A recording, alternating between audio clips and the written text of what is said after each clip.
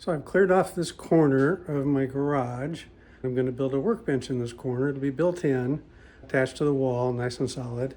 So I'll be stitching together a number of videos on how that project goes. It's a pretty simple one. I'm using some leftover lumber I've just got laying around the house, and we'll see how it turns out. I've got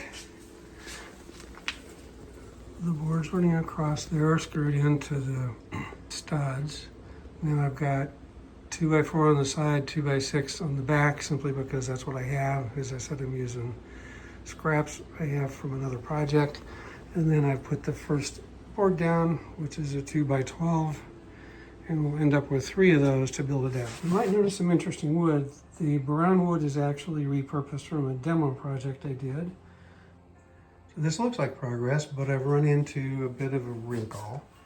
That center board is seriously warped. I actually cut the straightest part of that board, but you can tell, or bowed I guess would be the word.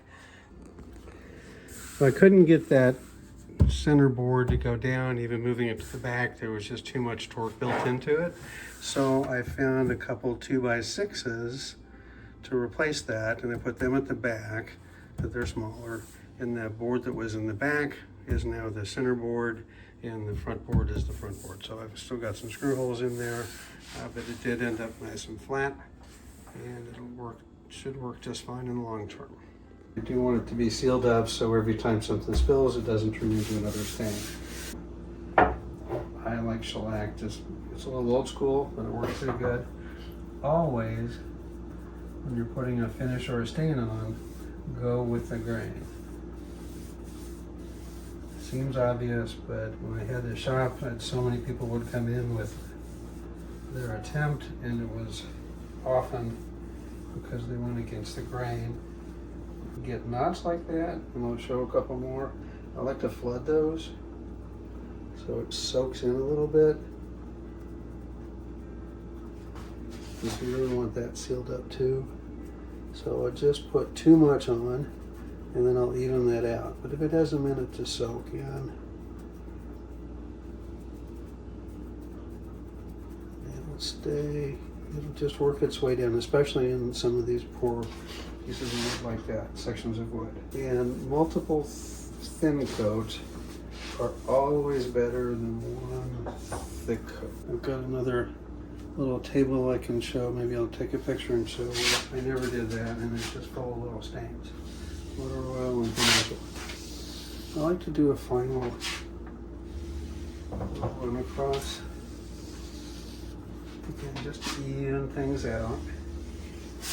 Do you have any puddles hiding?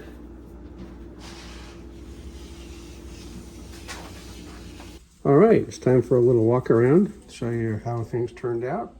And we've got this Becker board, which I did just to protect the sheetrock behind it. And that, oddly enough, is a piece of wood I salvaged from my house I helped tear down. And then, as I mentioned earlier, we ended up with 2 2x6s and 2 2x12s to make up the surface, because that one 2x12 was just too warped to possibly even use. So that's the main part there. At the top here, on this end, I did screw in from the top. It's way off in the corner. Don't think I'm going to have to worry about that too much. And then underneath, my scrap wood there. So we've got two 4x4s. It's all framed in nice and solid, screwed together. And there's a abundance of caution vertical support there.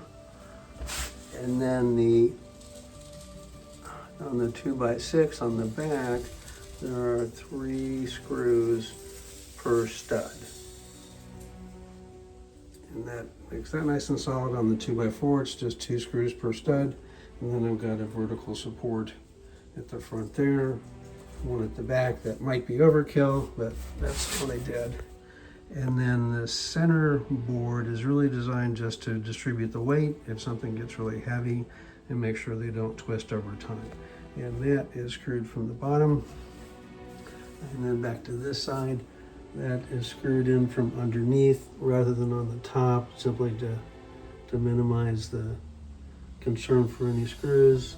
That little blocking in there again is just to create a little extra strength, and there's 5 screws holding that in, so that's in hold pretty well. Overall, pretty good. I can use it.